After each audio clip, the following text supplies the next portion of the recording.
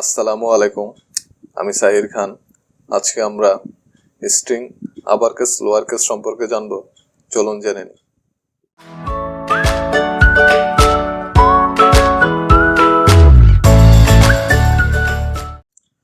তো এখানে গত টিউটোরিয়াল আমরা দেখেছিলাম কিভাবে মাল্টি লাইন স্ট্রিং ইউজ করব। তো প্রিন্ট রিমুভ করে দেব। রিমুভ করে আমরা স্ট্রিং নেব। স্ট্রিং হচ্ছে নেম ইকুয়াল সাহির খান,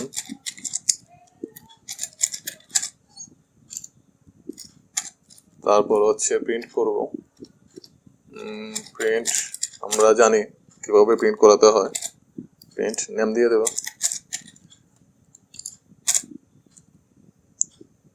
তারপর রানে ক্লিক করব।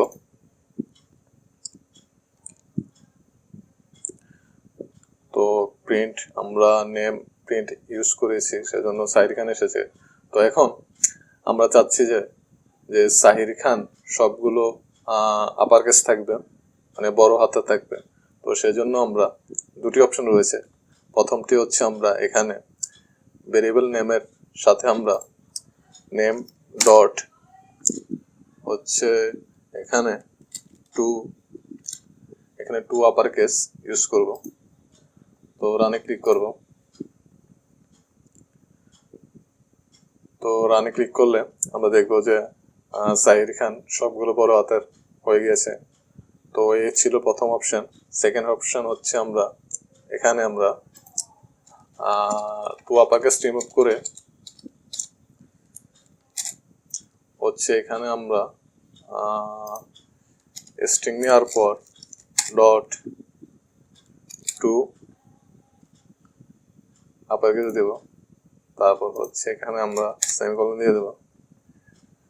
তো তাহলে এখানে নেমে আমরা স্ট্রিং এর সাথে টু আপার কেস ইউজ করছি। তো তাহলে সেজন্য আমাদের এখানে প্রিন্টের মধ্যে আমাদের টু আপার কেস দিতে হবে না। তো রানে ক্লিক করব।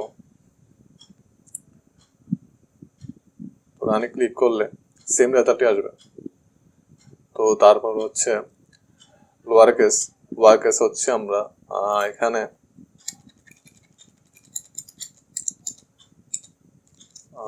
ডট টু এখানে লোয়ার কেস। তো রানে ক্লিক করব। ওকে, সবগুলো হাতের অক্ষর ছোট হাতের হয়ে গিয়েছে। তো তারপর হচ্ছে সেকেন্ড অপশনটি হচ্ছে সেম আগের মতোই আমরা প্রিন্টের মধ্যেও ইউজ করতে পারবো।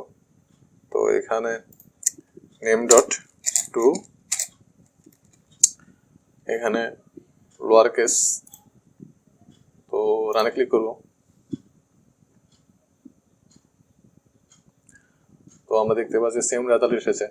তো এই হচ্ছে to lower case upper case. তো আশা করি বুঝতে পেরেছেন। তো আজ এতটুকুই। ধন্যবাদ সবাইকে, ভালো থাকবেন।